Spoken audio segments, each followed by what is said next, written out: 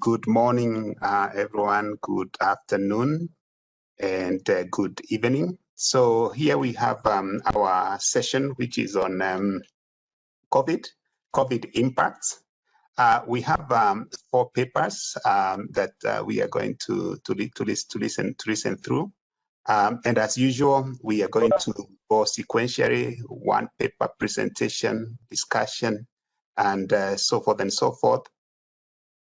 So let's go to the global and local effects of the COVID-19 pandemic on Africa. Quite interesting. What role does tourism play? By Dorothy from University of Hohenheim. So Dorothy, you have 20 minutes starting now.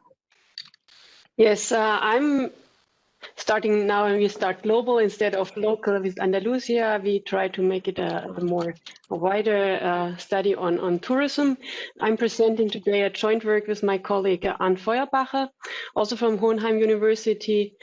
And to the background, the first estimations on GDP effects and remittances showed large effects on the corona crisis on Africa, even though the continent was at least at 2020 less hit by the illness.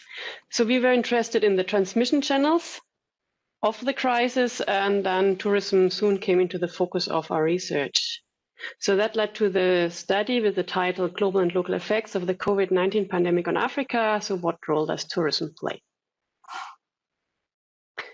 After a short introduction into the topic, talking about tourism and its vulnerability to crisis, I will present the way we approach the research question, so the model and the simulation framework, and then we present our results on the size of the costs of a tourism shutdown in Africa, and then a kind of a stylistic simulation looking what if COVID-19 only happened outside of Africa, to see just the transmission channels of the external effects, how that impacts the continent or different countries in the continent.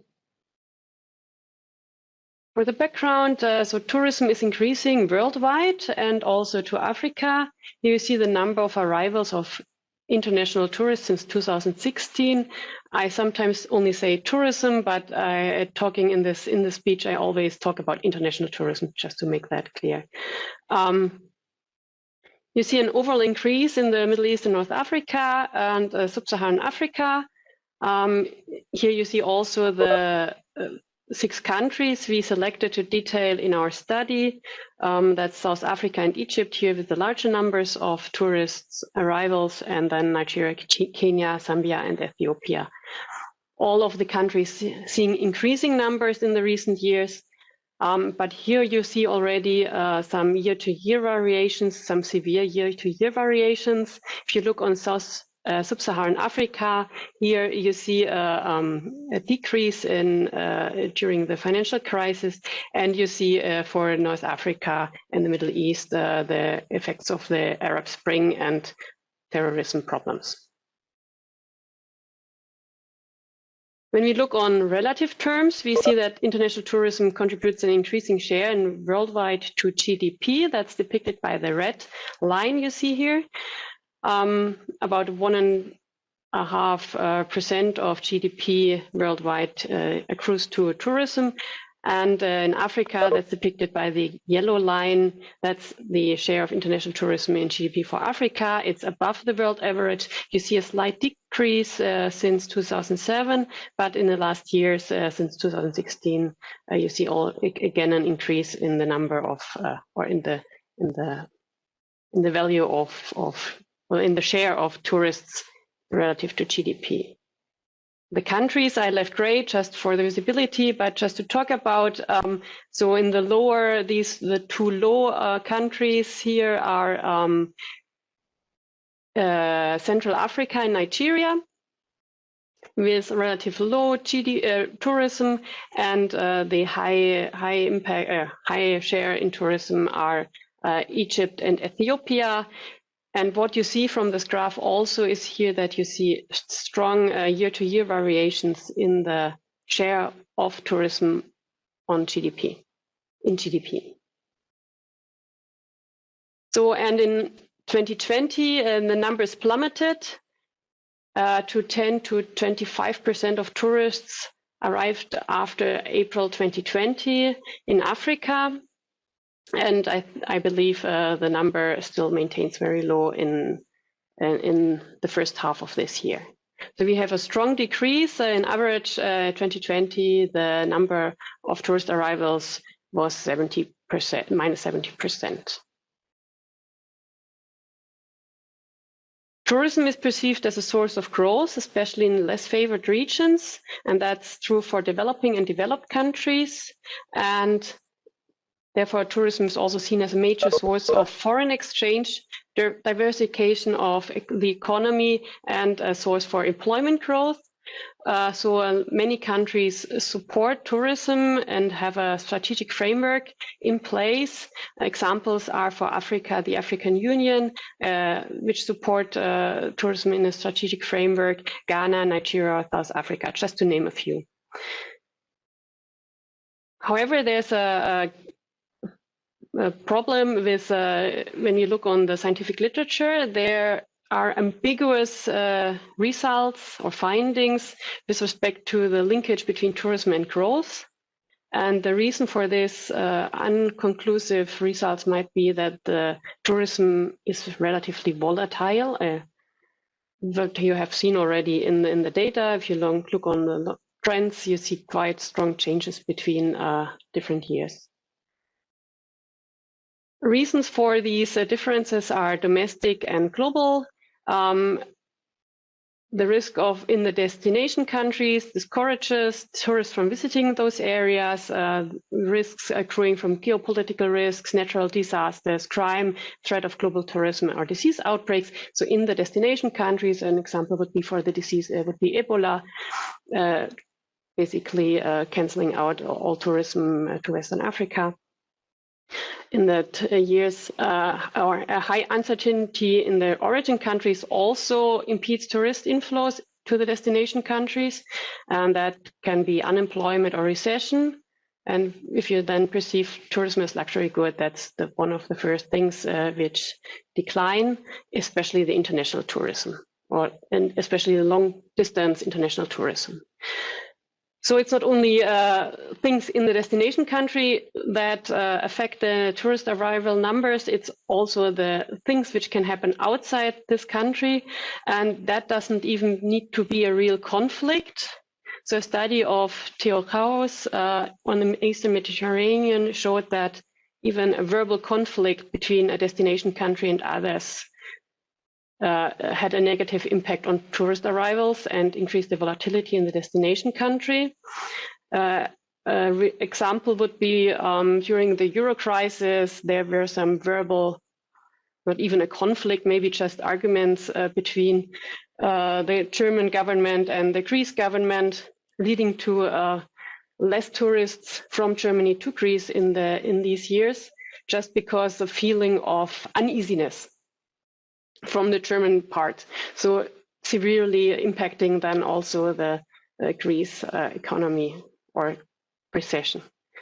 And also, of course, a perceived danger of traveling, so not even being really a risk there, but just the perception of a danger of traveling. An example would be that international tourists avoided Morocco during the Arab Spring, and Morocco was not involved in the conflicts during the Arab Spring. So there was no uprising in Morocco.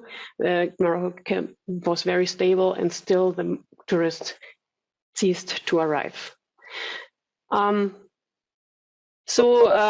Tourism is affecting GDP cycles. That's shown by several studies. For example, Eccles et al. Shows that the volatility of tourism income is more than 8 times the volatility of the Greek GDP cycle, and thus significantly influencing the cyclical component of GDP increase. And there seems to be a relationship between tourism earnings and the risk rating of countries, as shown in a study by Sergio and Krajcik in the year 2018, which looked on a set of 22 countries. So coming back to our research question, we wanted to identify the different transmission channels of the COVID-19 crisis on Africa. And given the importance of tourism, or the mobility restrictions, and then the impact on tourism, we looked on more detail in what was the role of tourism in the current crisis. So we have a first scenario that tries to depict the COVID-19 pandemic impact on the whole world, so in Africa and the rest of the world.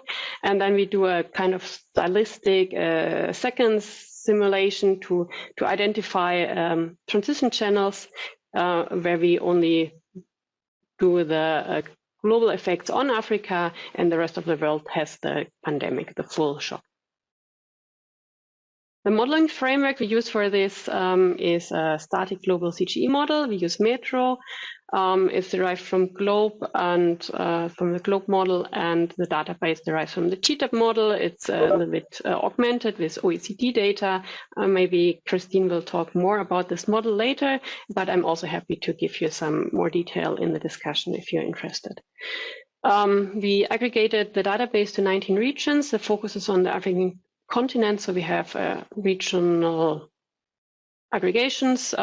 We single out 6 countries, 6 African countries, and then we keep the regional aggregates. We have 25 sectors on production. We basically bulk together agriculture and food. We have a short-term closure.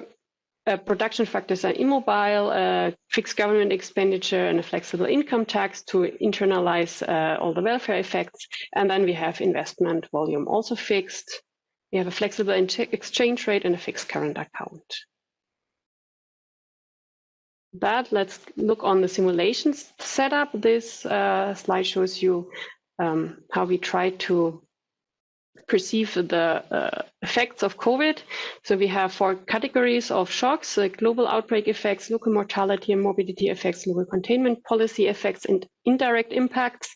And in orange or red are the exogenous shock we implement. The other effects are endogenous, depicted by the model, like price changes or income changes, and we are not able to model, like a saturation of the health system.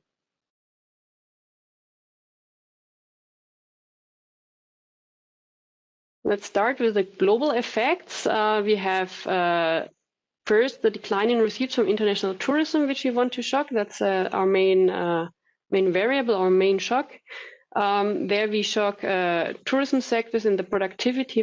Normally, the intuitive way would be to shock export demand. However, we had in about half of the regions, the receipts from international tourism were larger than the total exports of the 4 tourism sectors.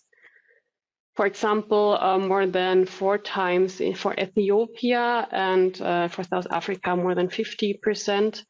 So we couldn't shock just export demand, and so we decided to do a productivity shock. We decreased tourists by 80%.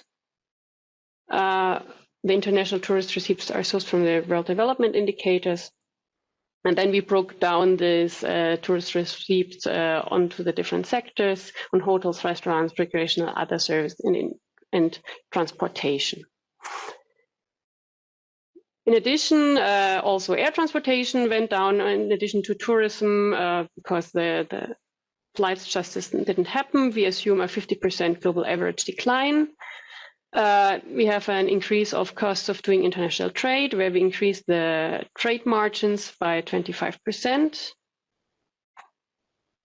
And the local effects, that's where we have then labor supply shocks, which we implement differentiated by region based on literature.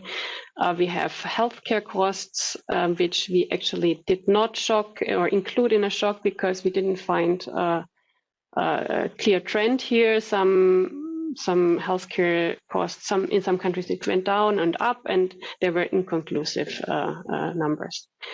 The reduction in productivity due to containment policies, the hardest in our perception was the hardest to measure. So what we did was we used the GDP estimates of the IMF as kind of a benchmark, and what we didn't capture with the first 5 simulations, we then bulked together in this containment policy. The tourism shock details, here we see for 80% less tourist receipts. So we have different reductions by sector. They differ by sector and by country. And just to show you that it differs, we see here the first results for a scenario when we decrease the cost of tourism. So we decrease tourism by 80%, then we have a real GDP effects of between 0 and 7%. Nigeria is less hit because it doesn't have much tourism. Very strongly hit, we have Ethiopia, Kenya, and Zambia, which are strongly affected. And also here in the rest of the world, we have quite some strong effects just from the decrease of tourism. When we look on welfare, we have quite some interesting effects. Partly it follows the GDP effect, but we have some differences here, especially Kenya is puzzling with a strong real GDP decline and a positive effect on equivalent variation, so increasing consumption. That was a little bit puzzling, so I decomposed the real GDP effects. And there you see quite some differences from Kenya. Of Kenya, it differs quite strongly between the other African regions. In Kenya, we have a strong government expenditure decline. And when I digged into the data, that revealed that 9% of government expenditure in Kenya is on recreational and other services, also one of our tourist sectors. And that accounts for 78% of the consumption in this sector. So the government is actually consuming our recreational and other services, which declined, and that's what you see here in the data. So why does household consumption increase?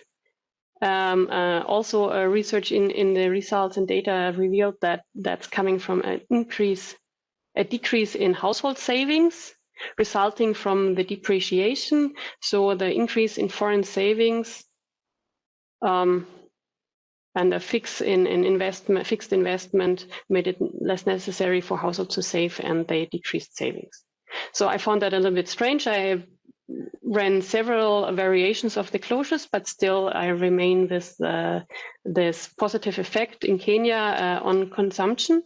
So that means that actually basically Kenya is benefiting, the households in Kenya are benefiting from a strong depreciation of the exchange rate. So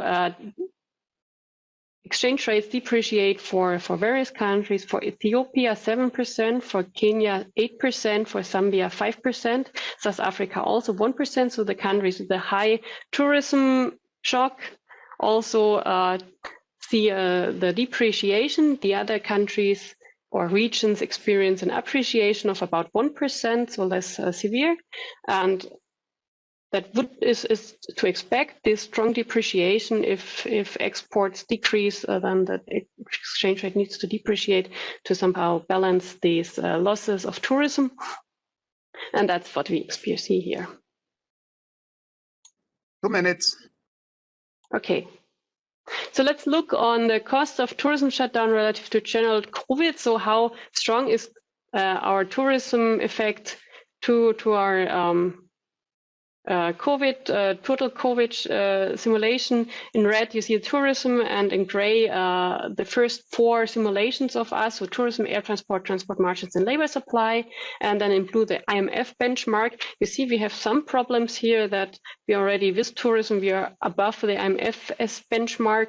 So there's quite some deviations. So just to show a little bit the uncertainty of all these simulations here. But tourism, as takeaway, tourism makes a large share in this possible impacts of a global pandemic. So just to show shortly, what if COVID-19 didn't reach Africa? We have the global effects in Africa and the global and local effects in the rest of the world. You see strong effects on Africa. Also here, differences between the countries. And when we see how tourism plays in, and air transport is singled out here. We have tourism in blue, air transport in orange. You see that the continent is strongly affected by the tourism. So the non-tourism related shocks and non-transport related shocks do not matter so much as this restriction in mobility. So to conclude, tourism accounts for 2.5% of GDP in Africa. The share is growing. It's identified as a strategic sector in developing strategies, but there's a strong danger of volatility of the sector. Tourism makes up a large share in the possible impacts of a global pandemic, and the effects of the pandemic on Africa are huge. And even assuming illness did not spread inside Africa, we see very strong effects on the African continent.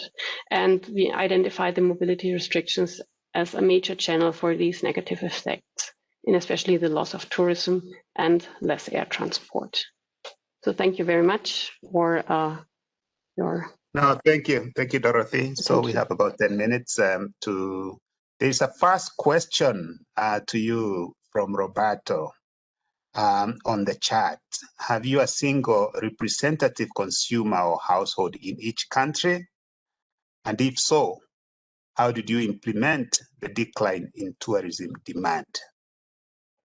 Yes, we have a single representative household. We did a productivity shock on the tourism sectors. So we want... It was hard to shock the tourism demand because that's then coming. We wanted to shock the tourism in Africa, for example, in Ethiopia, based on the receipts we had from the data, and we couldn't. And it's then hard to say where the tourists are coming from. So I faced that problem. So we decided to go do the clean and easy way to just shock productivity. Yeah, but what you are doing is replacing a demand shock with a supply shock. And this may explain the results on the equivalent variation.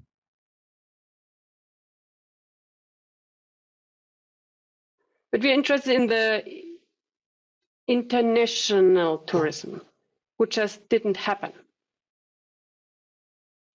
Not the shock inside the...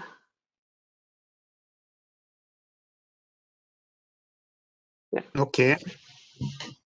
Okay, so other question. If somebody had raised the hand that I can't see any hand up, or question on the chat. What? Oh yes, Christine. Sorry, it's easier to ask than to type it. I'm curious if the tourism within Africa is intra or extra Africa. And I would imagine there's different regions of the world that probably make up more tourism than others within Africa. And so if you thought about what an uneven recovery would do to tourism recovery in Africa. We shocked all international tourists, so we don't differentiate between regional or out of continent tourism. I'm not sure if that would be possible. That maybe Arndt can answer. But if we have the data, if that's available, however, the data is not very detailed, I must say, and there are gaps, large gaps in the international data, and it varies strongly between the sources. So if you look on different sources, we have quite different data. May I just shortly jump in, Dora, for this question? Yeah, I mean, we used OECD and World Bank and World Tourism Organization data, and maybe I haven't found it, and maybe it is available, but I couldn't find any tourism detailed data where you can see from what country that international receipts are coming from. If you know, let us know. Yeah? But then maybe someone else in this conference knows, and then we would be happy to learn about it. Yeah. Okay, we still have a few minutes. I was going to ask you, Dorothy, that I think now the numbers, the outcome of the numbers of what happened last year, we know. Have you made an effort before the presentation to do today to cross-check your implications, impacts of the simulation to the outcome? obviously the GDP went down for almost all economies, but just, and tourism was one major channel. Just wanted to know whether you tried to. I checked in May, but not before the conference. But that's definitely something on my plate to verify that exactly. But we are still in the phase of having just these forecasts. So the most recent data is. There are another two questions. One question from Rob, who asked you whether you have considered modeling it as a trade shock by increasing iceberg costs or import tariffs. That's one. And then also Judith has a question. So let's first of all hear from Judith, and then as you read the question in the chat. Judith, please. Thank you, Dorothy, for the presentation. Actually, my question follows on what Stephen has just read out. Whether I'm not sure whether I missed this in the presentation. So you're doing the tourism shock in the factor markets by shocking the productivity. Is that right? And you suggested that the tourism sectors. And I haven't read the paper in detail, but I'm wondering how you arrive. I mean, what criteria did you use to arrive at what you call the tourism sectors in order to, well, reduce or increase their productivity? Yeah. So the other thing I was wondering also is whether you might want to do the shock again through the product markets in terms of changes in world prices related to tourism. I'm not really sure, but I was just thinking along those ends. Yeah, so that's my question. Thanks, Your Dora. question a little bit refers also to the question of doing it via the trade, so like doing an iceberg construct. Yes, at the beginning I thought so, but then, as I said during my presentation, in some countries, or in about half of the countries, our data on tourism receipts is way higher than the exports of all these sectors. And if you think of air transportation, tourism just makes part. I think about 20% of international tourism is part of air transportation. So even if I would reduce all the exports in these sectors, I wouldn't come up with the shock that, for example, Ethiopia experiences. And that was my major concern. I'm struggling with this GDP productivity shock. I'm also not so happy about it, but I don't see a way to do a demand side shock and the export demand shock without having the demand in the data. Maybe that's a big shortcoming. Maybe somebody comes up with a nice idea to do that. Maybe one needs to combine it, but that sounds very complicated to my mind.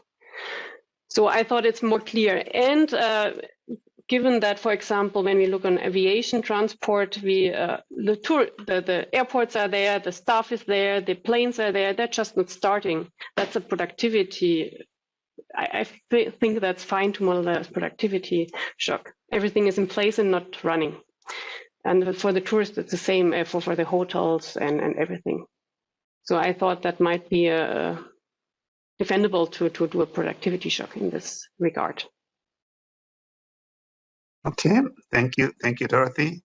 Yeah, so I thought we had finished time, but we've been given another 2 minutes. So any other comments from colleagues? There's Do you one want in to the say chat. something, Hans? Yeah, there's one in the chat. chat by Judith.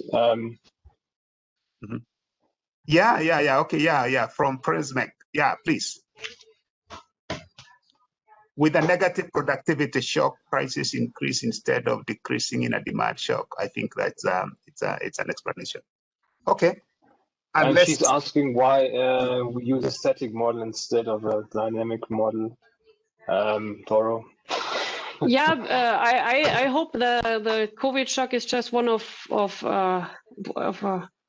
short duration. We also had a very short-term closure, believing that the tourism will come back once the mobility restrictions are going down.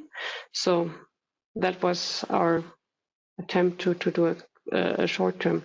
And we are interested just to have the idea in how strong, how important tourism is relative to the other ones. And there I don't need the dynamic model, I think. Once you come into the question of how we recover back to normal, then you might want to use a dynamic model, but not just to see how strong and how the transmission channels are.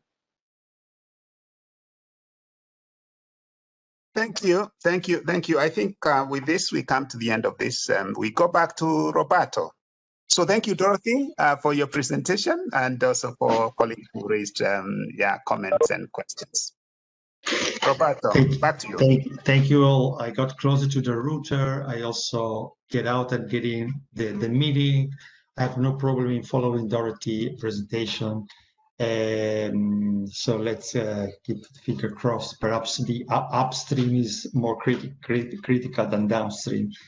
Okay, start sharing again. And let's start again.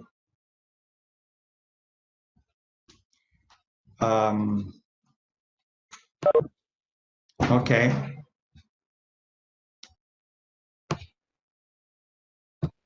Can you all see? Yes, we can see it. Just blow it up to slide to presentation mode. Yes. No.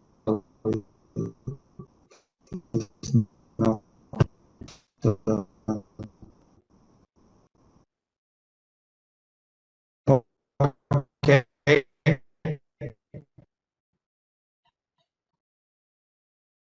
Yeah.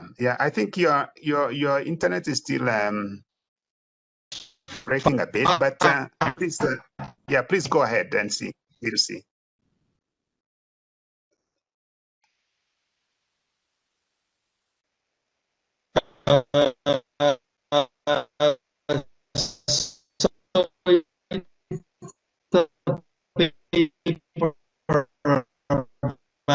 I think there's a problem, Roberto. Can everybody hear him, or is it only me?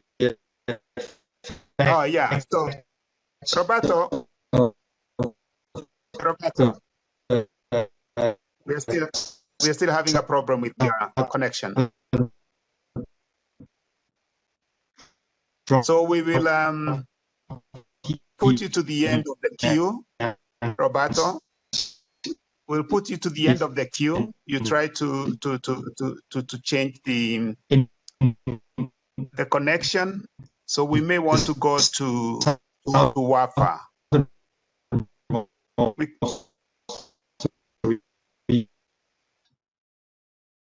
Yeah. So Roberto, we'll come back to you. I think you go to the end of the queue. Let's do the other two papers, and then we'll come back to you. So WAFA US was the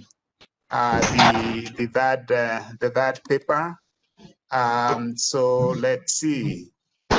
Impact of COVID-19 on remittances and economic growth in Africa, theoretical framework and empirical evidences. So you have 20 minutes, WAFA, to present.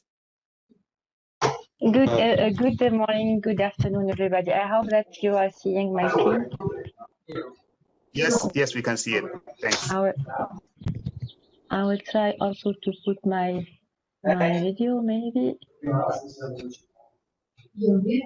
Yeah, and put it in a presentation mode. It was there, but I think you have removed it. Yeah, great. Okay, I think that's a little bit complicated. I will just keep it like that. Yes, I had experienced also this connection issues in the beginning, and I missed the part of the Dorothy presentation. We will be dealing here with another important factor through which COVID-19 has severely impacted some African countries, which is the remittances. So here it's a theoretical framework and an empirical methodology that is developed to investigate what is the impact of the reduction in the remittances on the growth in African countries. So here I will be presenting for your attention the background, then the objective of this paper, a literature review, some facts on the remittances inflow, and the theoretical framework and empirical methodology that we developed based on existing literature on this question. I have some preliminary results to share with you on the econometrics result I found, and then to conclude based on these preliminary results. So here, as you know, all of you, that COVID-19 pandemic has involved the severe humanitarian health crisis everywhere. So we'll be interesting mainly in 2020 and this contraction of growth of 3.3% in worldwide, and then in each African countries. Especially our entrance is because remittances is a lifeline, an economic lifeline for African economies. Many African countries depends of these resources to finance.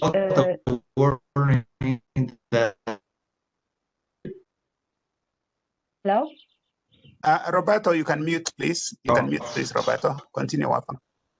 So in Africa, 1 out of 5 people send and receive international remittances, and usually, and most of these resources is channeled to Roberto. nutritious. Sorry, Wafa. Sorry, Yes. Wafa.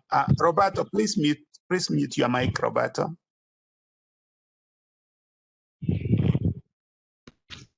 Yeah, continue, Wafa. Sorry. Thank you. Based on UN research,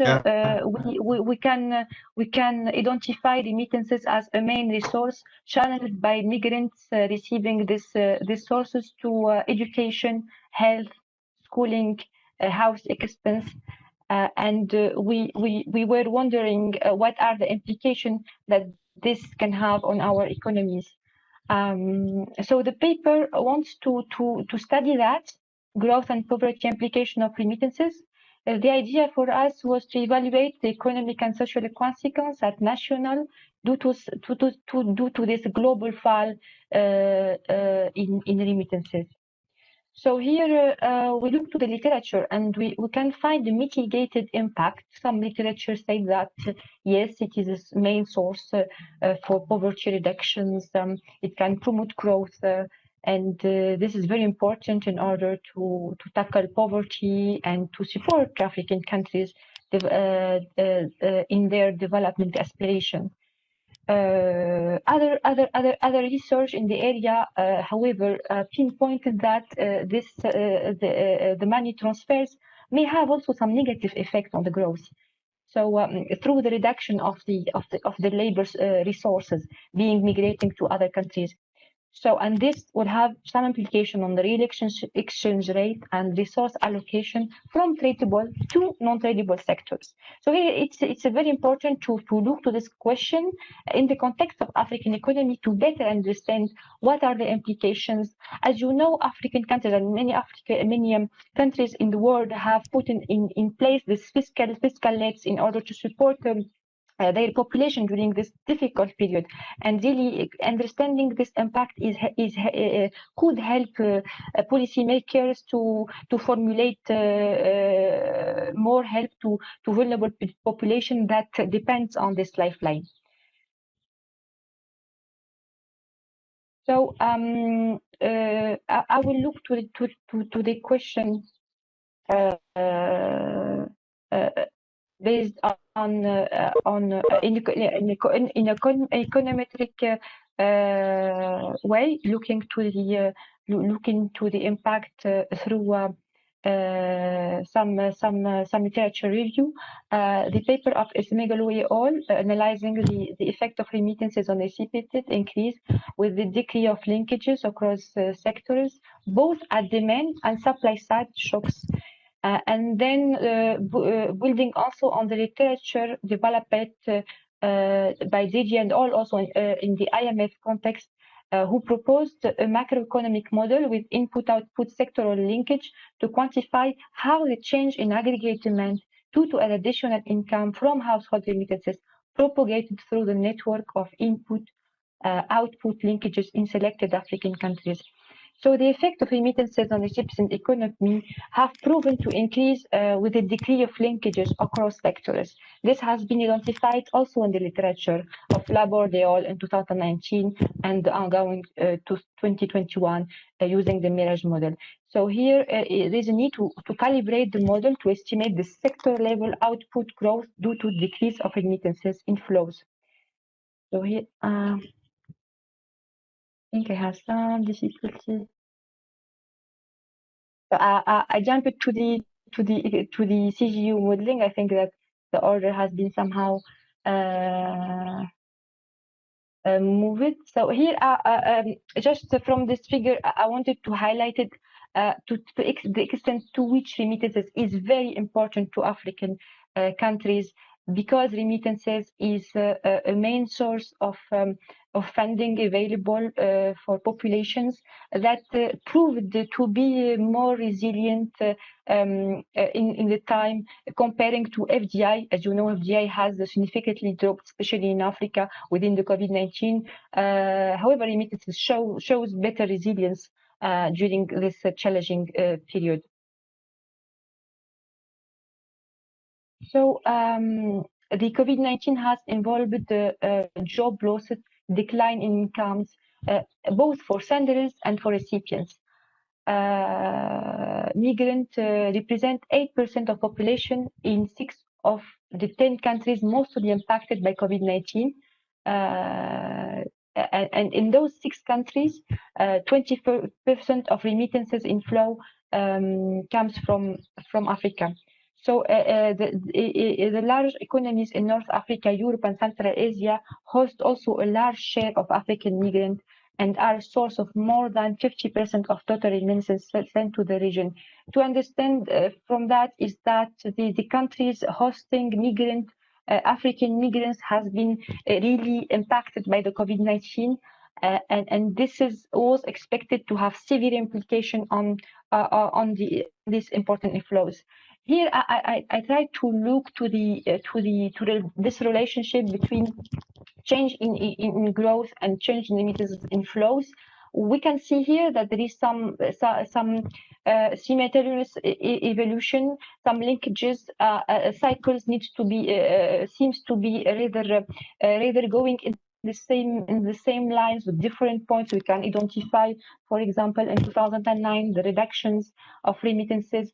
And here I stop on 2019. Like Dorothy here, the data lacks for when it comes to African remittances, and we tried here to leverage on the maximum of data we have in order to model this impact. So here, what I want to say is that remittances is very important for African countries. Because some African countries like Sudan, Lesotho, Gambia, and Cabo Verde depend on this resource and could be really vulnerable if they have a significant loss in the resource. That's why it is important to understand the impact that could have remittances on growth and poverty in Africa. So here, I based on the literature, I identify two pathways. The first one is using econometrics through two steps, empirical investigation to estimate, first of all, the impact of remittances decline in the GDP of African countries using a remittances determinant equation and the multiplier. And then to calculate the impact of GDP decline on poverty, especially to assess some SDGs 1, 3, and 4. So here the second step is this GTAP CGO modeling. So I just beg your pardon. I presented in the beginning. There's some mess in my slide. So here I will focus now on the econometric methodology. So what I did is that in the first step, we forecast the change in remittances received by each African countries implied by the forecast change in GDP in the migrants host in 2020 and 2021. Why we focus in 2020? Because in 2020 we have the severe decline in remittances, what was implying consequence on the development in growth perspective in African countries. And here there is an interesting funding and interesting linkages that we want to see is to what extent the countries are vulnerable to this remittances in order to better inform policies advice on this regard. So the second step according to the paper of Shamia and al. 2020 that we use it as reference here is to estimate the impact of income in the receiving countries using a short-run remittance multiplier. So here the two results here for the first step in economics. I provide here for the purpose of this conference the result for some countries as it is a preliminary work in progress, and I wanted really to share with you this thinking and get feedbacks in order to enhance it and complete it. So here this is the equation for the first step.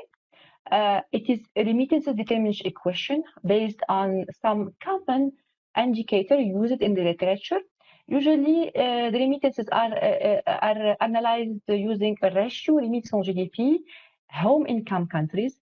An important factor is the host income countries. Some controls variable for the financial sector, and then also an important indicator is migrant to population ratio of expatriate populations. I used also other control variable, institutional equality, real exchange, and interest rate differential between the country receiving and the country hosting. This is a very important variable in this regard.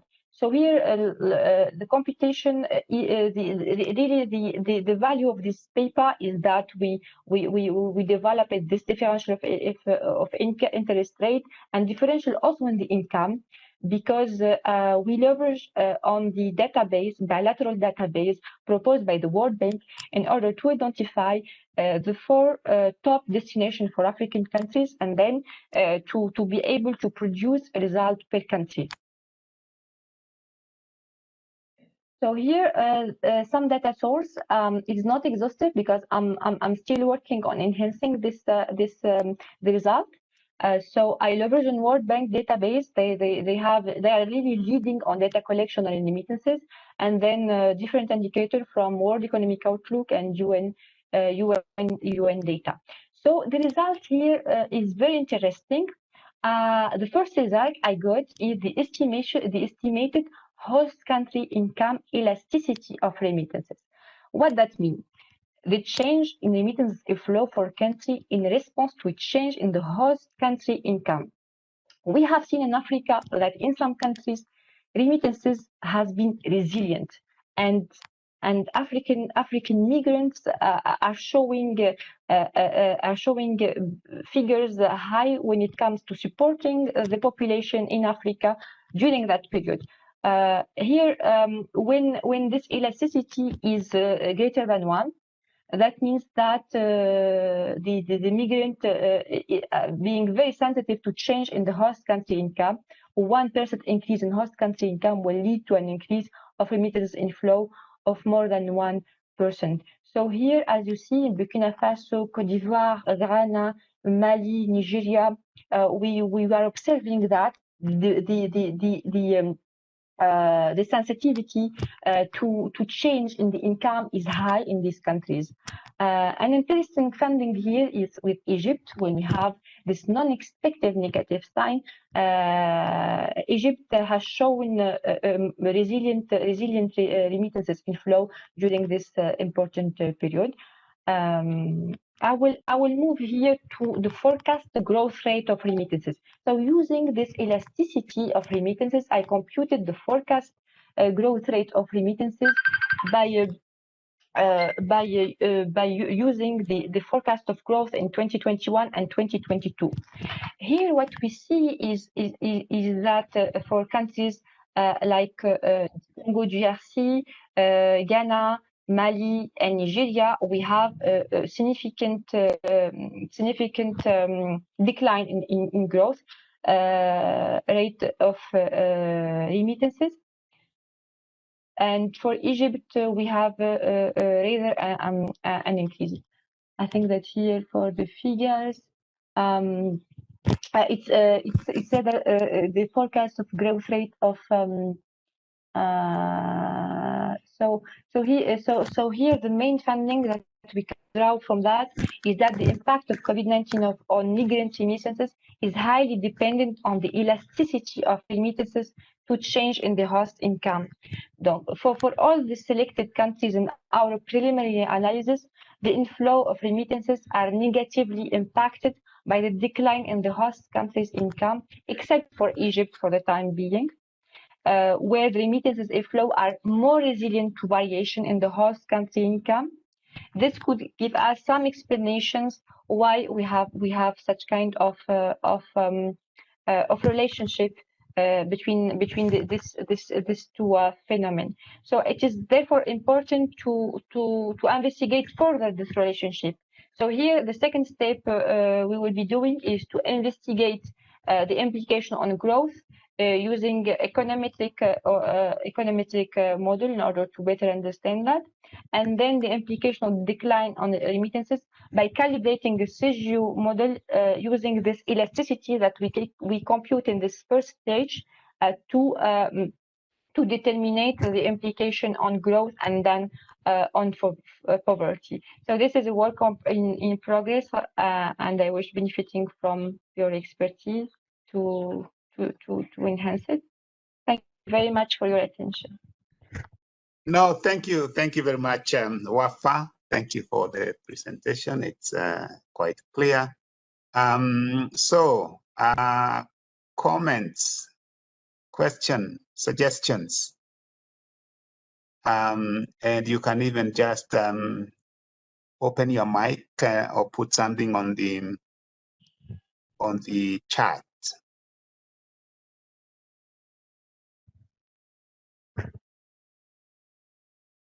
Yeah. Trying to see whether there's any hand up. No, I don't see any hand up. Who would want to come in here? Because both just like the presentation we had from Dorothy, the other channel was actually remittances for the COVID-19. That's why we had that interest, remittances and tourism. I have to say that initially, most of us got it all wrong. We thought that the remittances were going to collapse completely. But when we started getting the real data for some countries, it was interesting. Some had hit very hard, like Nigeria. Other countries like Kenya becoming resilient. So, any comments?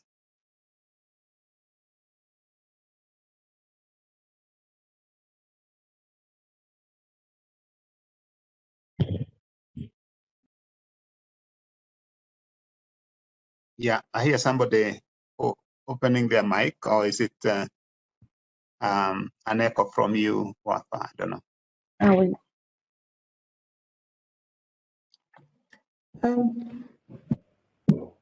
Hi, this is Rob Delling. If I may ask a question. Yes, yes, Rob, and then Judith. Yes, Rob, and then Judith. I'm not sure you have the answer to this, but one question that's related to this that I worry about is the effect that a lot of countries are now contemplating very large domestic investment packages and recovery packages. And one of the open questions is to what extent that some of those funds actually come at the expense of overseas development aid, etc., and may have an effect on money flowing into Africa. So I have no idea whether it could be part of investment that it's also boosting funds towards Africa, or it could come to some extent at the expense of money flowing to Africa. So do you have any ideas on how that may play out?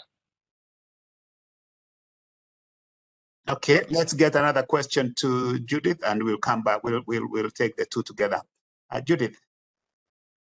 Yeah, mine is more related to the specification on how you're running this, the impact on, so you're using host country income as the other one, but would employment or unemployment rates in the host income be another kind of good measure to show what sort of remittances that the migrants are sending, or what is pulling? So we're assuming now these migrants are already in these countries, and we are saying that we want to see how much they can remit home. Is that right? But I may see here some kind of feedback from the other variables. I was just thinking that maybe I'll read the paper more carefully and then try to understand what you're doing with the econometrics here in terms of how you determine this remittance to GDP ratio, that forecast. So I'm not very clear on that, but probably I'll read the paper more, because I haven't read the paper. I was just listening to your presentation. So, thanks, Judith. You want to take an attempt on the two questions, Wapa? Yeah, yes, Stephen. Thank you very much for this insights. With the question on different packages, I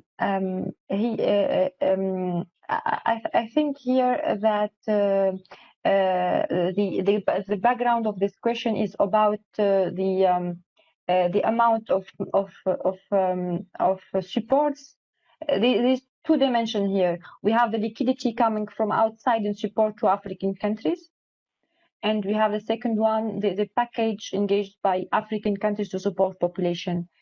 Remittances is coming from abroad.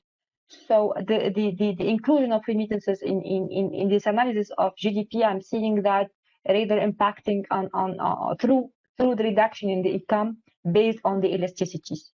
This is the best way we can model it, and it will not interfere with the other measure, because here my samples, the sample that we are working on will be from 1990 until 2019.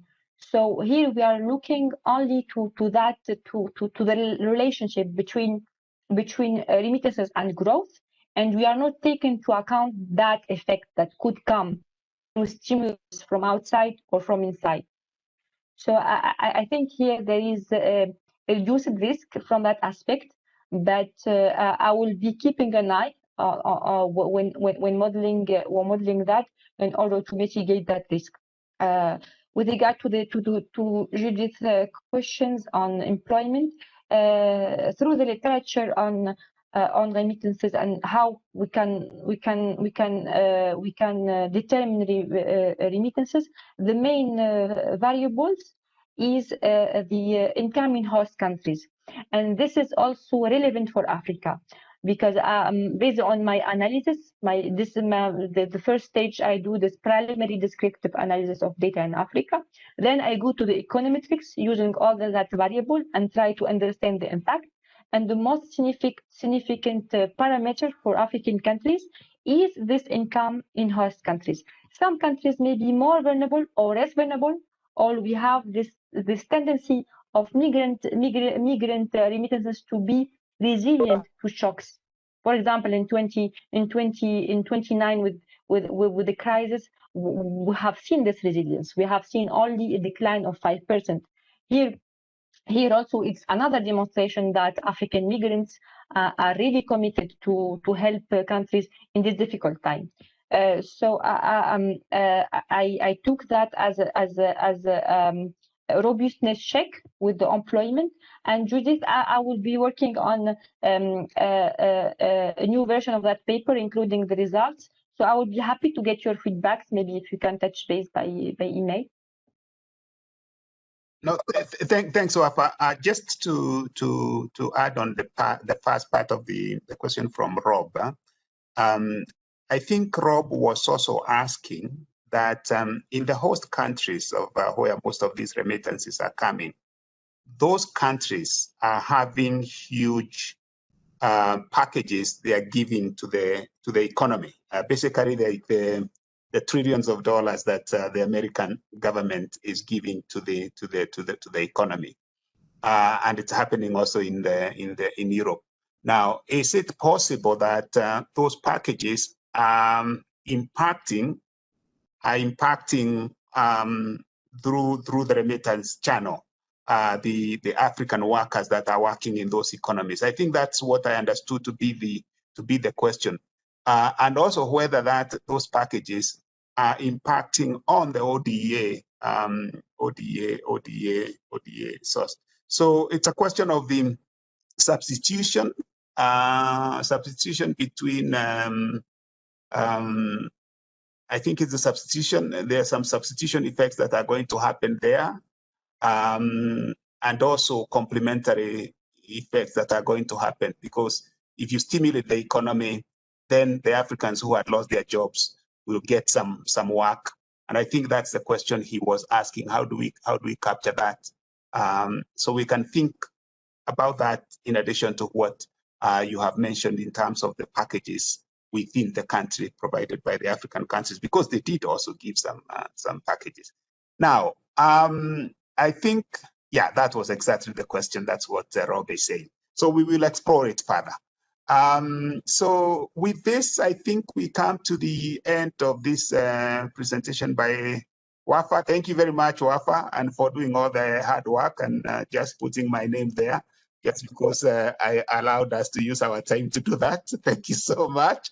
We will go to the next paper. I think I don't know whether we should go back to Roberto first before we go straight to Christine, and then we'll come back to you, Roberto. So I think if you agree, Roberto, let's go to Christine, and then we'll come back to Ed with your paper.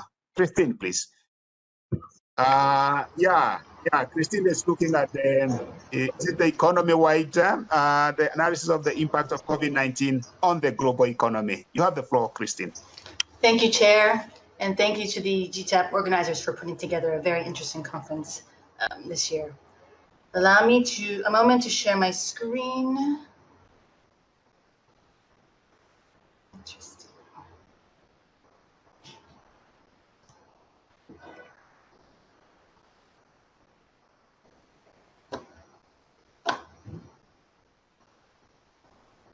Okay, does everyone see my screen or not yet?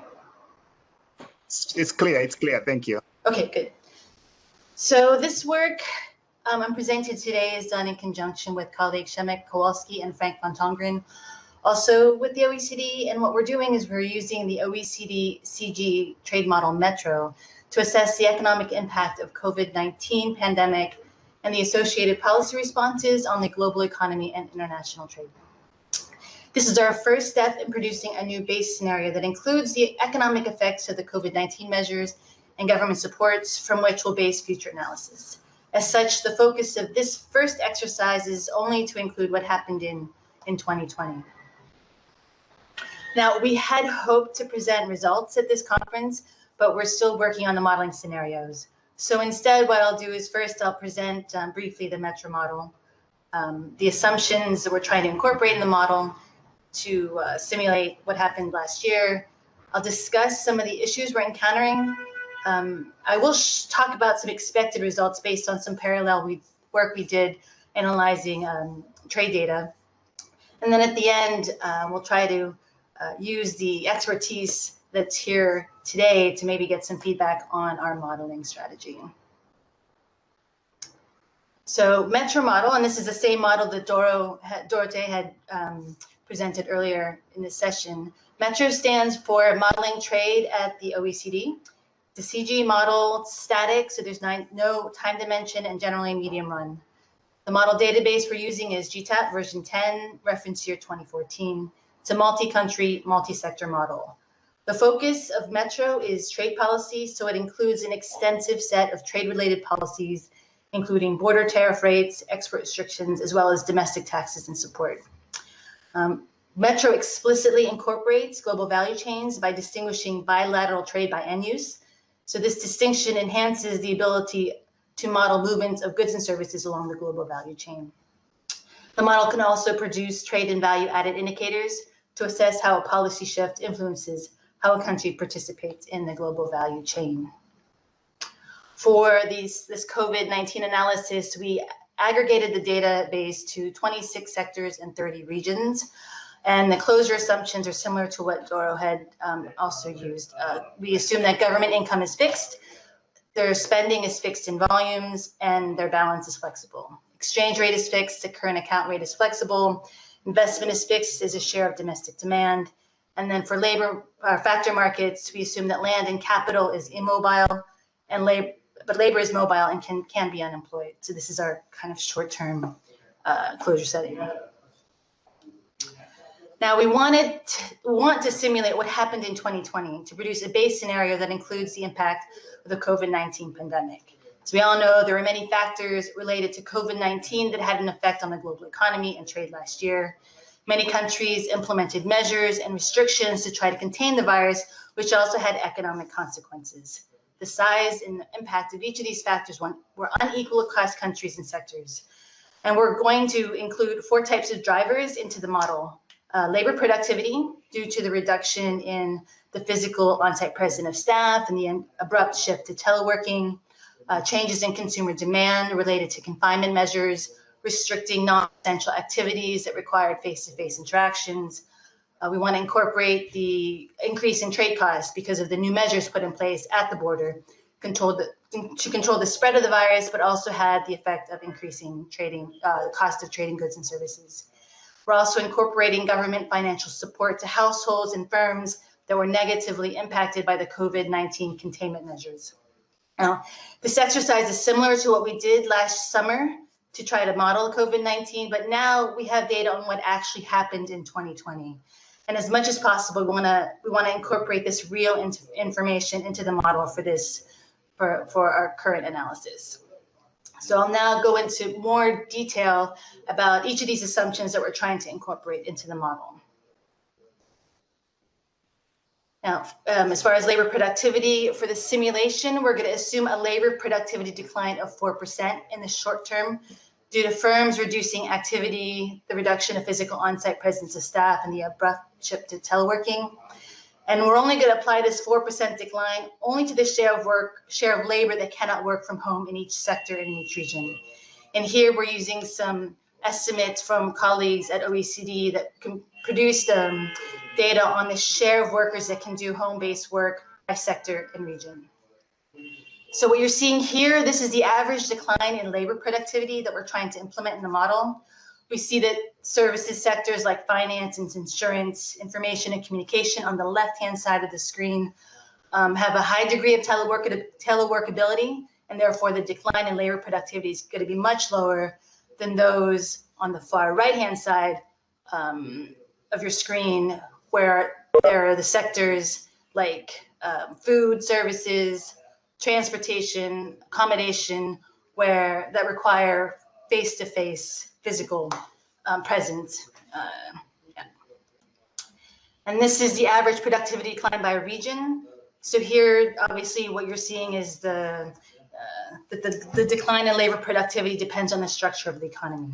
So countries where sectors that have a low degree of teleworkability, if these sectors make up a larger share of the economy, you're going to have a stronger decline in labor productivity. We also assume an increase in trade costs when trading goods and services due to new border rules and regulations put in place to control the spread of the virus. We know that there are additional health and safety checks, reinforced border controls, new protocols at the border, and additional documentation requirements to control this spread. Now, there were some efforts to minimize border delays, but the new border regulations on goods and services nevertheless translated into additional costs for traders. So as in previous metro simulations, we used the ad valorem equivalent of OECD indicators of regulatory restrictiveness to measure the cost of these new regulations. The trade cost of the COVID measures is basically the change in the AVE when we consider the COVID-19 related measures, when they're in place. So we've got an AVE without COVID measures, an AVE with COVID measures, and the difference is the new trade cost. And we use the OECD policy tracker to identify which COVID-19 measure policies were used last year. We have two different measures of regulatory restrictiveness, one for goods, one for services. For goods, we're using the cost increase in trading goods across border. That's measured using the AVE of ad valorem equivalent of the OECD trade facilitation indicators. And on average, the trade costs on goods increased about 2% because of the new border rules. And for services, we're using the increase in the ad valorem equivalent of the Services Trade Restrictiveness Index when governments restrict regulations on business travel and mobility. This is the added regulatory cost in the services sector. And then for services, the increase in trade costs is also adjusted to account for the share of work in the sector that can be done remotely. And these trade costs, both for the goods and services, are applied as an iceberg cost. We also are including government support provided to households and firms. Here, we're trying to incorporate what governments actually spent and not just their commitments. So to determine the amount of government support in each region, we used information from the OECD and IMF data on the change in government structural balance between 2019 and 2020. And we assume the difference between the 2 years is the amount of COVID-19 related government support given last year. We also have OECD data on social transfers to households, and that's the part that's given to households, that's the blue part, and then the remaining is what's given to firms. Overall, the simulation assumes that government support amounts to 4.7% of world GDP, though the amount of support varies across regions. More than half, about 57% of the support is provided to firms as a decrease in factor use tax on labor and capital, and then the remaining to households in the form of lower income tax. That's how we're adding the shock into the model. And then lastly, we want to include the consumer demand shock. The consumer demand shock that's due to confinement measures restricting non-essential activities that require face-to-face interaction. We know that this decline is heterogeneous across regions and sectors. Now, ideally, we would use real information on consumer demand changes in 2020 and then add this information into the model. But unfortunately, this information is not available at the sector level for all the regions in our model. So what we do instead is we compute the change in sectoral output in 2020 using information from national accounts data from all the regions in our model. And then we have and then we can also get the change in sectoral demand from modeling the other shocks. The labor productivity decline, the trade costs increase, the government support. And so we've got one output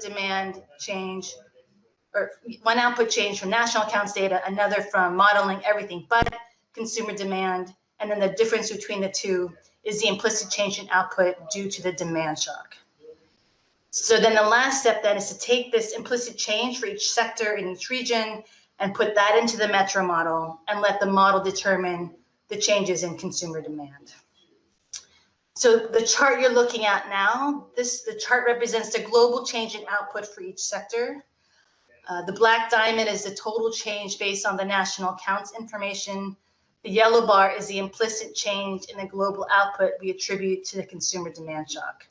Now the yellow bars is what we're trying to target in the model. Now the change in sector region output due to the consumer demand shock is big, very big for some sectors. Airport transport services declines almost 50%. Hospitality declines by almost a third. And some sectors have seen an increase in output due to this shift in consumer demand. So you see agriculture, basic pharmaceuticals on the left-hand side all have increased output. So these large changes in sectoral output have been difficult to incorporate in the model. And so this is what we're still trying to calibrate and still trying to incorporate in the model.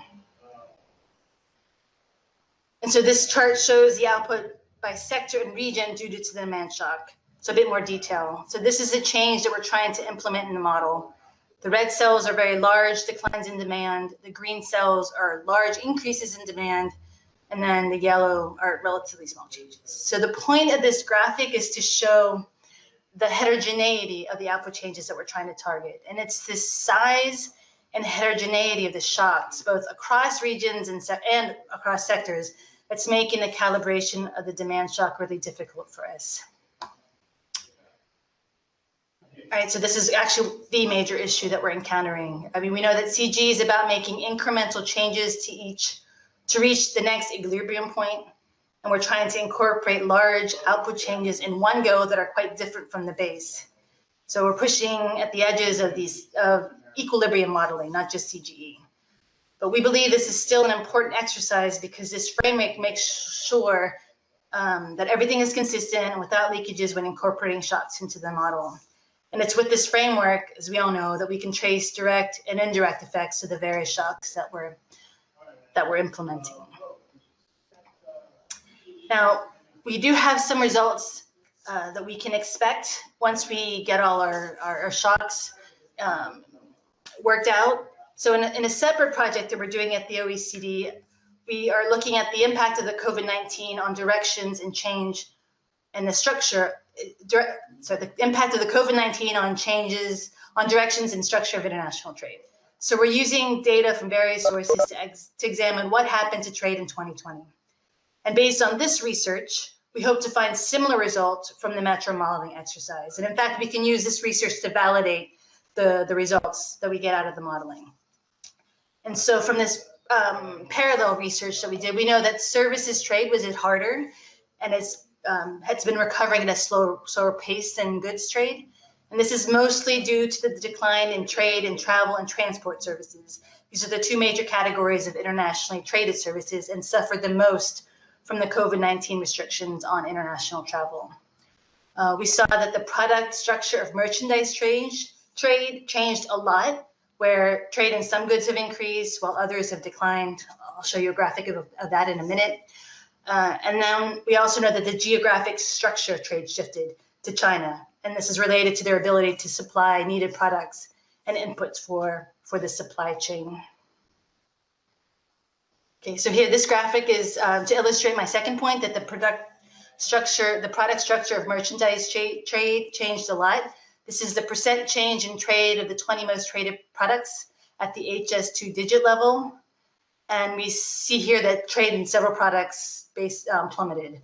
So fuel, aircrafts, cars, steel, but trade in some products actually increased, like protective equipment, pharmaceutical products, food, and then home nesting products such as domestic appliances and electronics. This is what happened last year in 2020. And then here, this graphic illustrates the last 2 points, that the geographic structure of trade shifted to China and Asia.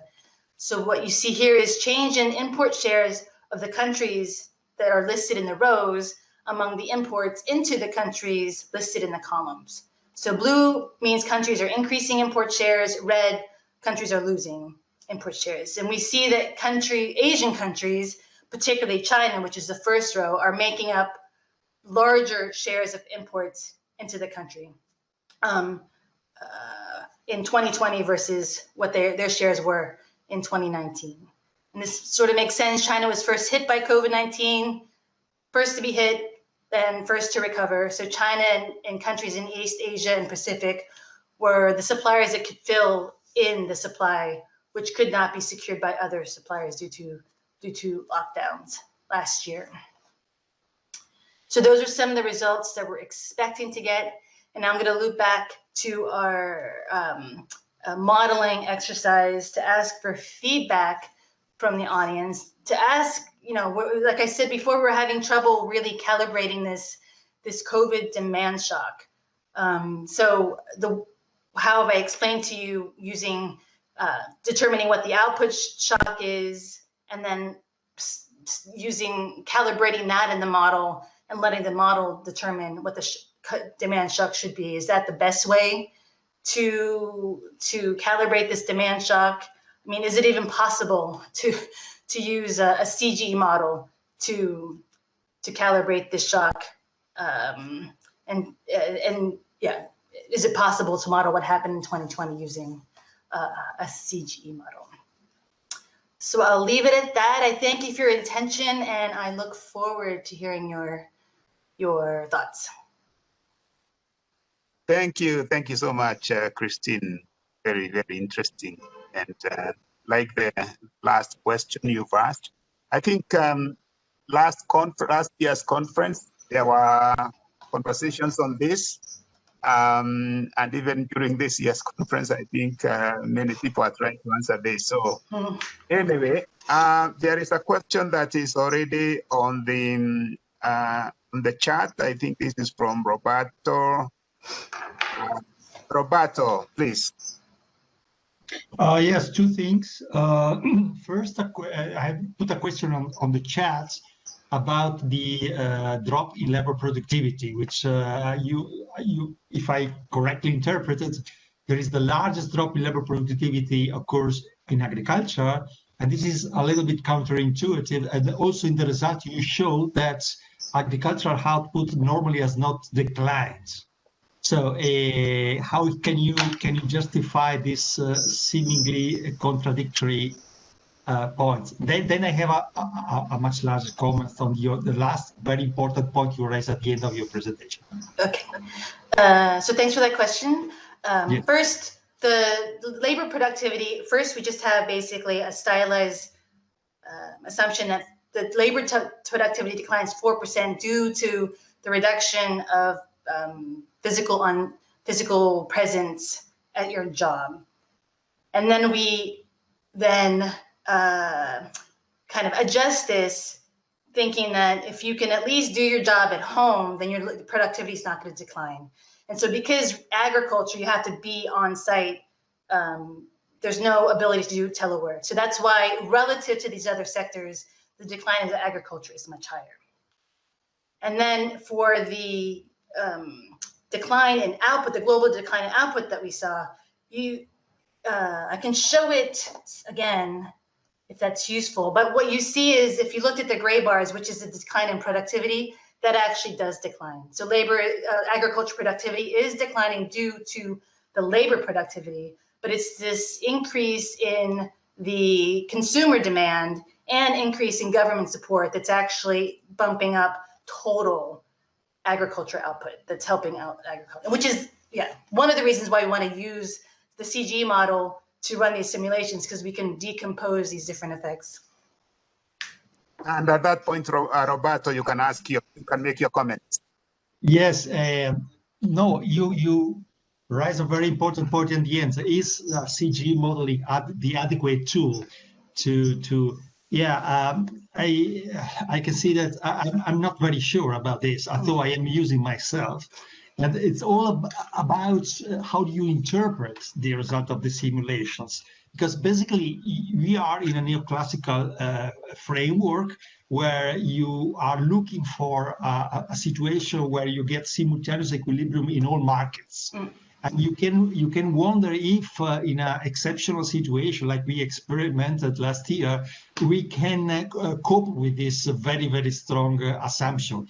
There have been other presentations in this conference, for example, by Chairman Robinson, but also by others, where they are arguments that for this specific, I mean, if your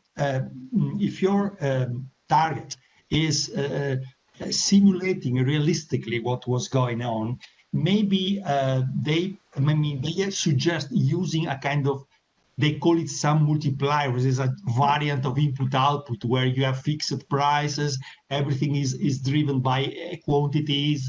And I can buy those arguments if your objective is really producing a kind of realistic simulation. We just reproduce what we observe.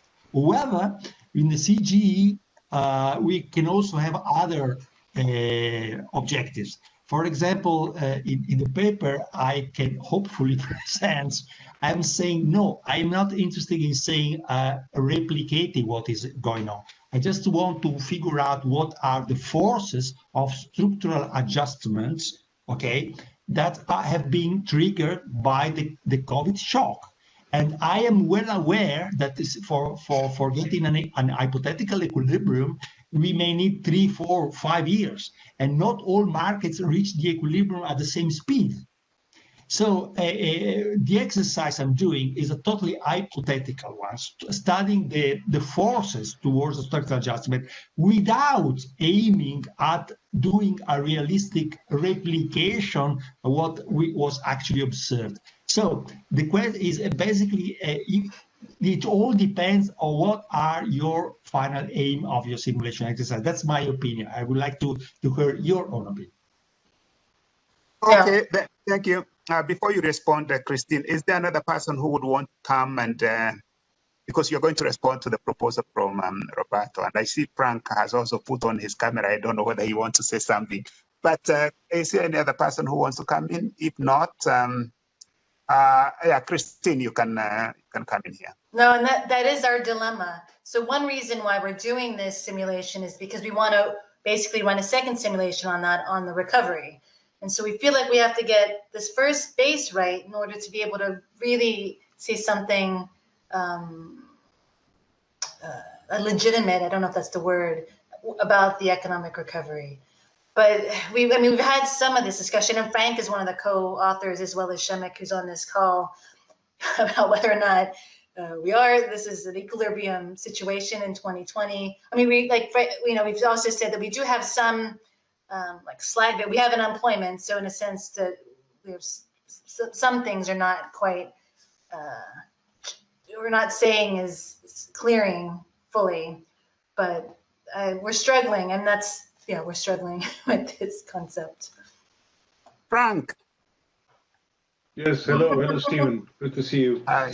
Everybody else as well. This is a small session, so I think we can more informally interact here. So that's good. Yeah, I think that's exactly right what Christine said. I mean, our first objective is to predict yesterday, and that's 2020, which is very, very hard, but with the purpose to having a sound base to then for a second phase, which is, simulations around the economic recovery. But if we don't have the structure of the economy right into coming out of 2020, I think that would be not a good exercise to do. So we need to have a good, as good as possible, base to start from. Not so much our objective here is not so much, I think, to dissect all the different drivers of the downturn. Now, I think, well, is CGE appropriate? I mean, we have been playing around with this a lot now, and last year we thought we had it better, in fact, but then we had less information, so we didn't know the extent of all this. So it worked better when we knew less, but now we know more. And as Christina said, I mean, some of these demand changes seem to be really big in some sectors. Which creates a lot of trouble for us to actually calibrate that situation. Now, as Christine also said, we have already introduced at least one element of non-equilibrium in the model. So that's on the labor markets. And now the question is whether we need to allow also for non-equilibrium situations in other markets, perhaps, because the global economy is not in equilibrium yet. So. Yeah, so that's a little bit where our discussions are going right now. Yeah, if you do an input-output, so, multiplier analysis or social accounting matrix multiplier analysis, of course, this is a bit simpler. But I doubt whether you will using that to achieve the objectives that we have in mind in terms of getting an idea of the structural changes implied, and also incorporating some of the government actions that we have seen, so the government support that Christine has explained, which will have lasting impacts on government finances going forward, and that has an impact then in turn on everything else, investment, consumption behavior, and so on, and therefore also on trade. No, thank you.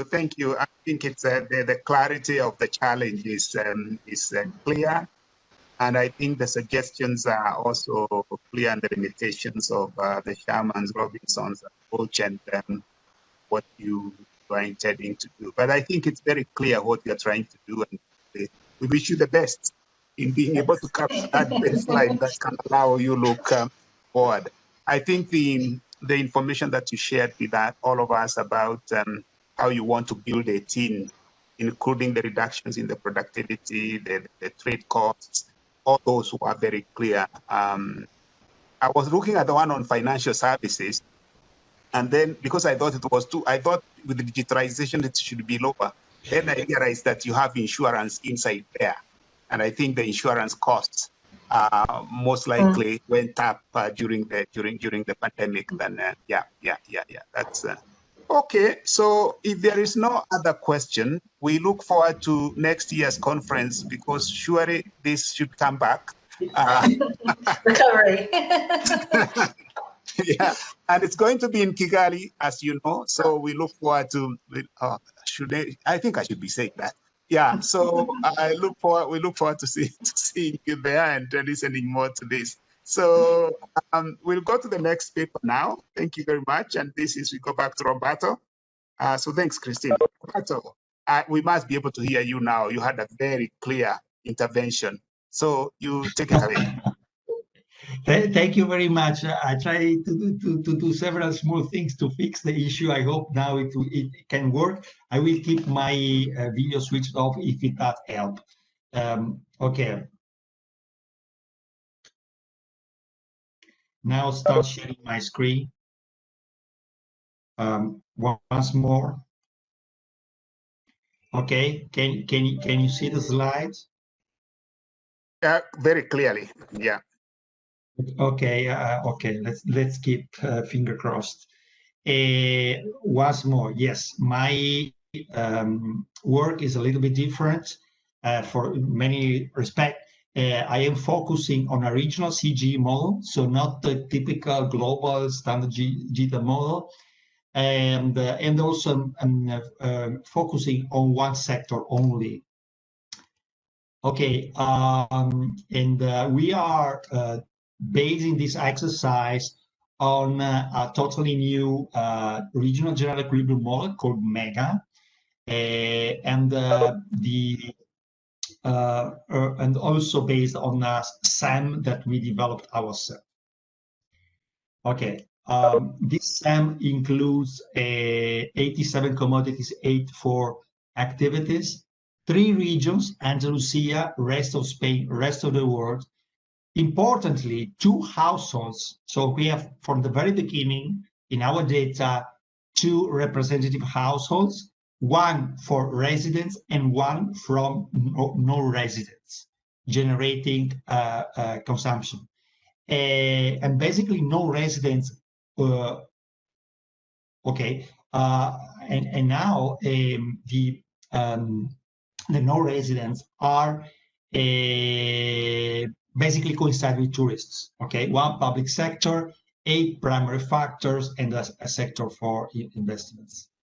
Okay, I guess you all know what is a SAM in this context, so we'll skip. The important point is that here in the vector of household we have 2 vectors, and all the expenditure of non-residents households is financed through income generated out of the regional boundaries, entering in the framework basically as a kind of income transfer.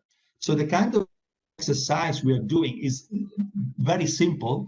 We will gonna switch off this revenue stream from outside and see what happens in the Andalusia economy, ceteris paribus, which means basically keeping all the rest unchanged. So from the very beginning, I say our aim is not doing a replica of what was going on. We are just singling out one factor, which is the drop in tourism income. Okay. About the model, this is a brand new model we developed from scratch, but it is a relatively standard in the structure because it is a comparative study one. It is based on a combination or nesting of CES function, including linear expenditure system for household consumption. There are a few things that are non-standard.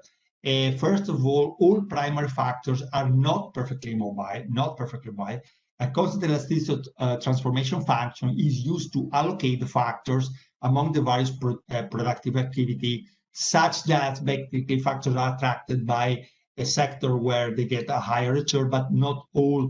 Basically, the elasticity of CAT function can be interpreted as a degree of inter-industry mobility. Also, we introduce a wage curve. So basically say that wages are quite rigid, or they are almost as if they were completely exogenous. And this, of course, implies that the model computes effects in terms of employment or unemployment, which is of fundamental importance for a region like Andalusia, where unemployment is pretty high. Now, about the model closure, this is very important. As we are not aiming at simulating the full range of effects of the COVID pandemic, we keep the prices of imports completely fixed, and basically they are the numeraire in this kind of model.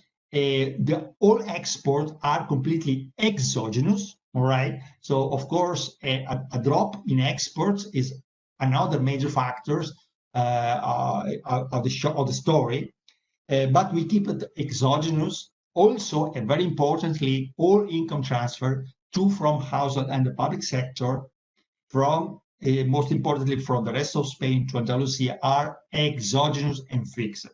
Public sector expenditure is fixed itself, all right?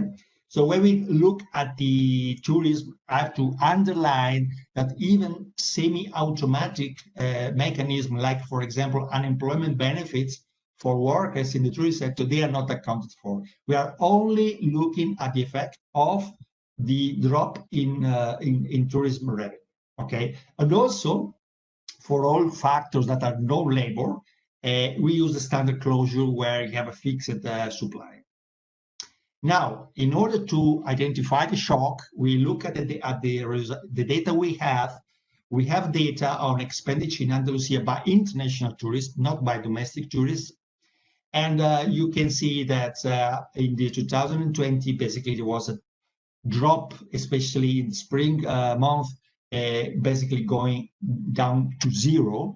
Over the year, we can say that approximately the drop in the arrivals and the expenditure for the rest of the world is minus 75%, considering all the different seasons, including the early month where everything was pretty normal.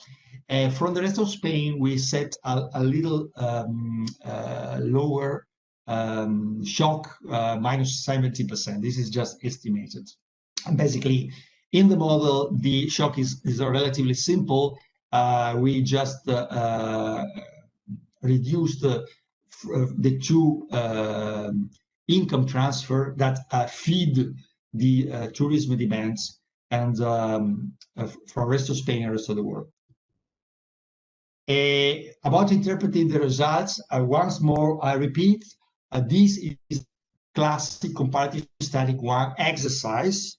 So we move from equilibrium A to equilibrium B. All markets are in equilibrium, and for this reason, I do not believe this can realistically capture, okay, what occurred. So we are actually isolating one factor, maybe the most important one for the Andalusian economy, and disregarding all the other effects, all right? And of course, our framework is atemporal. We don't have an explicit time dimension. We cannot capture differences in rigidity and adjustment speed among markets. Now, what we found is we found this one. Oh, the shock generates a regional GDP loss of minus 3.74%. We can contrast it with the actual data. Now we have actual data for Andalusia, where the GDP fall down by minus 10.3%. Okay, now these are hardly comparable, but it gives you an order of magnitude of how much this factor may explain the overall drop in regional GDP.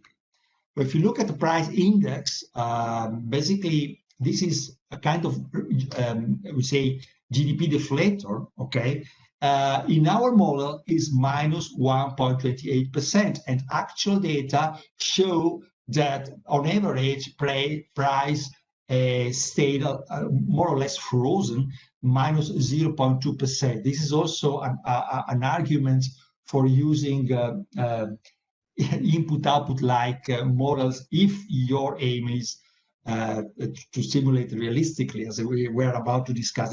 I think this is a long discussion to be made, all right? However, we stay with our completely hypothetical model. In our model, the household income for residents, or so not for tourists, is going down minus 1.70%. Now, if you combine the two things, you see that income for residents is falling more than prices. Okay, you should conclude that the purchasing power of household income, resident income, have deteriorated. But our computation of the equivalent variation, consumption-based, show that there is a slight increase in the equivalent variation, so a mild positive effect, which is rather puzzling.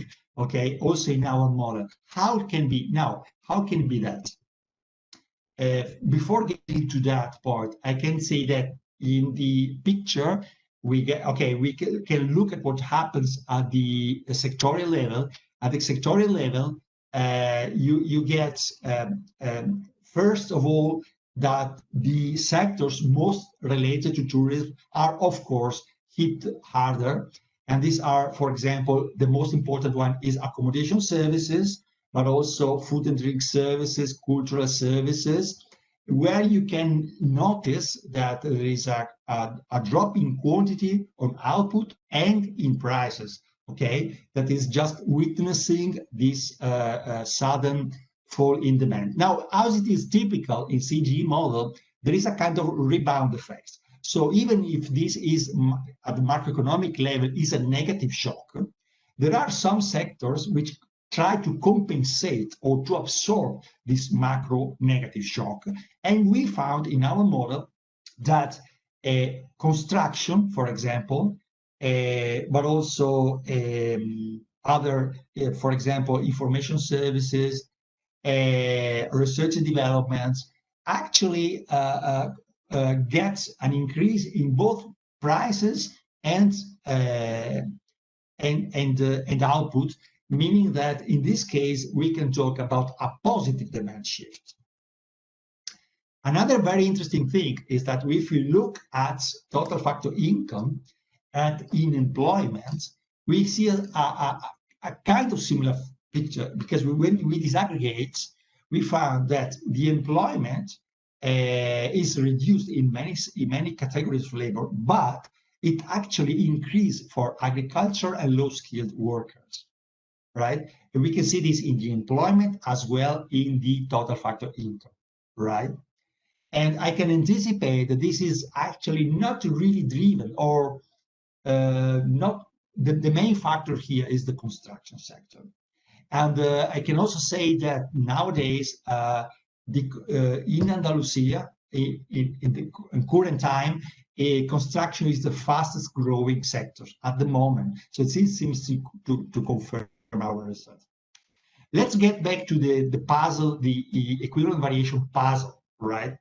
Now, what can I explain? Now, this is our interpretation. Okay.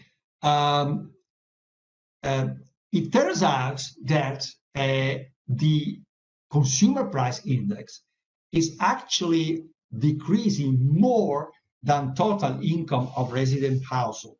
Why? For two reasons.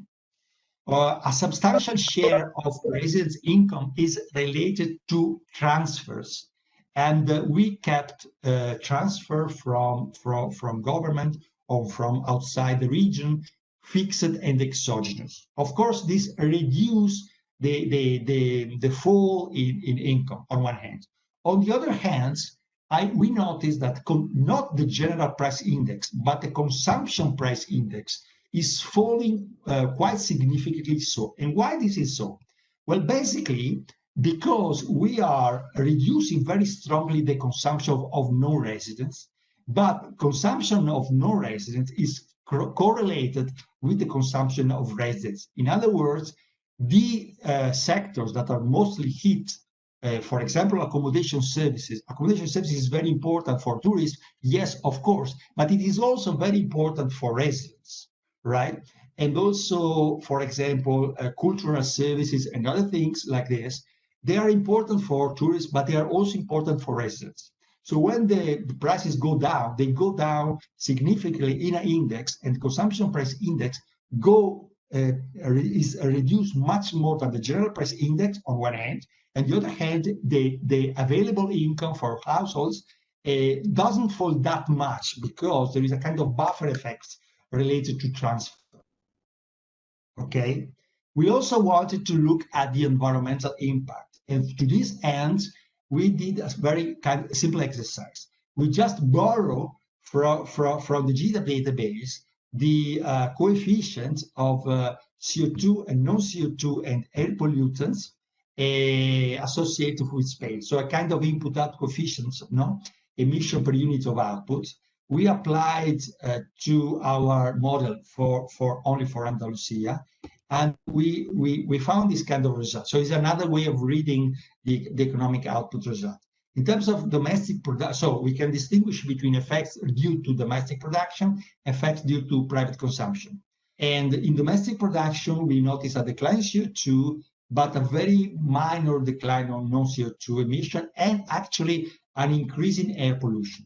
Whereas for private consumption, we have a decline in both CO2 and non-CO2 emission, and also a decline in air pollution.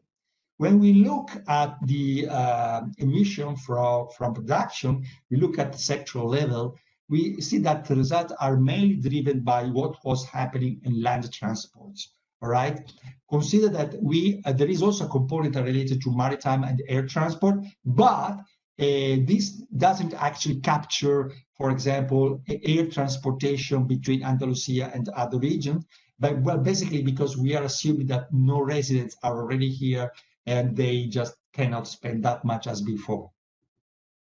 And for non-CO2 domestic production, we notice, for example, there is a significant drop in methane emission, but there is an increase in fluorinated gas emissions. So the picture is rather more complex than it could look at first look. This is for air pollution.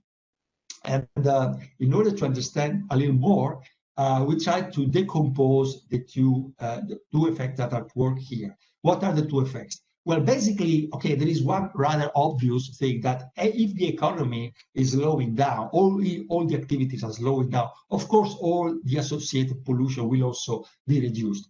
On the other hand, and this is very important for a general equilibrium model, we have a different sectoral composition. And this, we try to separate the two things. How much is due to the slowing down, the overall slowing down in the regional economy, and how much is due to a different structural composition of the regional economy.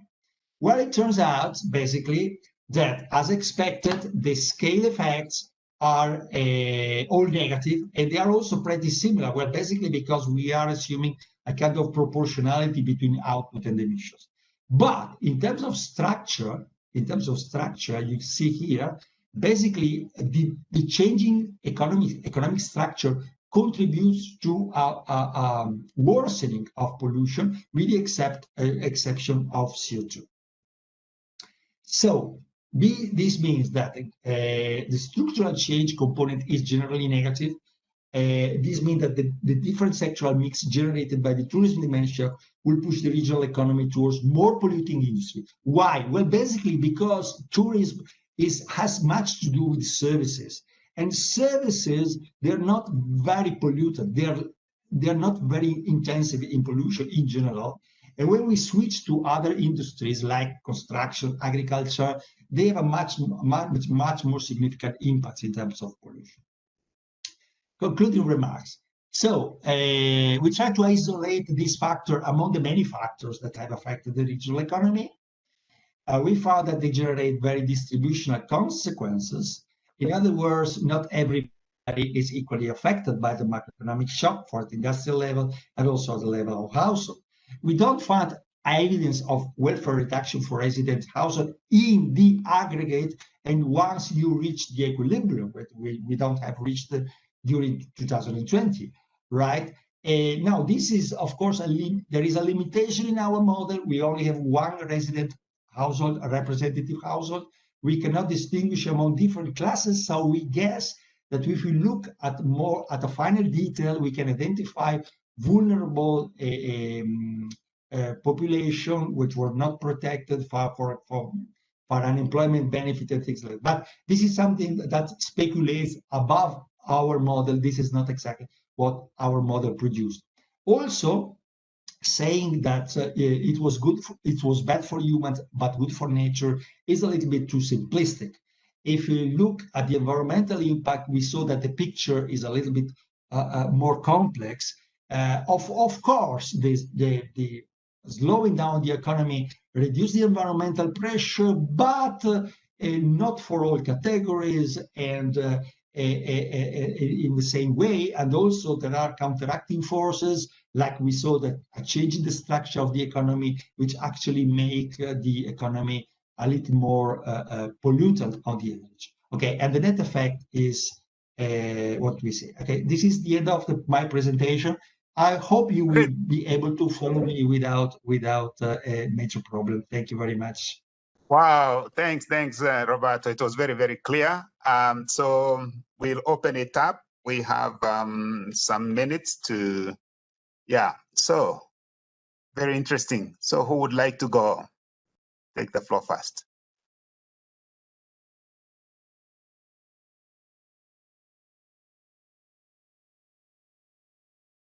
Who would like to come in here?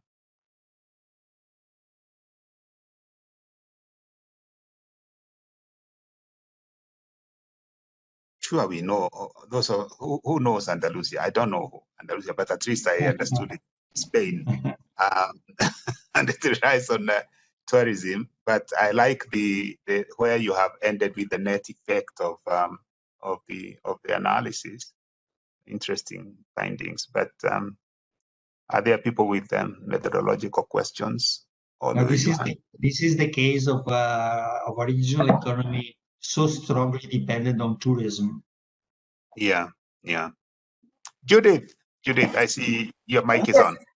Yes, again here, thank you very much. This is very, very interesting, very detailed, elaborate, and all that. So, as you mentioned in the presentation that the COVID effect, so in this case now, comes from the foreign savings account. Is that right? Well, the idea is the following. You have, we stick to the definition of GDP, which is income generated within the geographical boundary of the region, okay? Mm-hmm. So we have two representative households in our setting, actually, yeah, maybe three, because we distinguish between non-resident coming from rest of Spain and non-resident coming from rest of the world. Now, people coming in Andalusia generate consumption, okay, in Andalusia, so contribute to the regional GDP. However, this consumption is financed through income that was gained outside the regional boundaries. Okay, so you can see that, imagine that there is a tourist crossing the border, so it's bringing the money with him or with her, entering the economy, and then spending the money generated abroad. So in the SAM, in the social accounting metrics, this is interpreted as an income transfer. So people from which are not resident in Andalusia, they first transfer money or transfer income into the region and then spend the same money in the region. And basically, since transfer are exogenous in the model, we just reduce by 70 or 75% this exogenous transfer, which of course automatically generate a much reduced consumption by tourists. Okay, Robert, so it is the shock is through transfers from the rest of the world. Yes. Sorry to take you this, because this is what I want to understand. And this transfer is to specific households, household 1 or household 2. I'm trying to understand how you implement Well, this shock. basically, there is a fundamental difference between Andalusian resident and non-residents. The Andalusia residents feed their consumption through the income generated through the ownership of primary factors in the regional economy. So their income is arriving through that way, the normal way in a CG model. For non-residents, all income is arriving from abroad, from themselves actually, but they moved into the region, bringing their money they owned, they gain outside the boundary into the region. Okay. This has nothing. Okay, so you have these two household, one foreign households, domestic households. Although the foreign, well, in quotes, they do spend their money in the domestic market, right? So exactly. You transfer from the rest of the world to these foreign households, and then they spend. Yes. Okay, I'll read the paper. I hope that is there. That's what I've understood. I really wanted to know how you implement that show, because I found it interesting. Thank you. Please give me some more comments. It's still a working. Yeah, I was saying it's also a very good question for clarification, Judith. Okay, Roberto, is there anything else you would want to add as we wind down? Any other person who has something to ask? Okay. Okay, so then if we don't have something, anybody who wants to come in here, I would want to thank our four presenters. I think we had very interesting presentations looking at the impact of COVID to tourism, also the remittances, and then this also challenging work on the economy-wide modeling of the COVID impacts. COVID is still here with us. I'm surprised. I mean, I was shocked to see that even places where they had removed the masks, they are starting to put the masks again. I think that is Israel. So I think the work that we are doing is still very relevant for policymakers, especially as we think of how to reset our economies moving forwards. So let me thank the colleagues for your time, and those of you who participated, and also Ginger, who maybe is either back with us or still not able to join because I understand they had a storm. And wish you all the best for the remaining segment of the conference. Thank you very much, and good morning and good afternoon. Thank you very much, Stefan, everybody. Sorry for my connection problems. It works well now. Andalusia got connected. It works well. Thank you. Thank you. Ciao.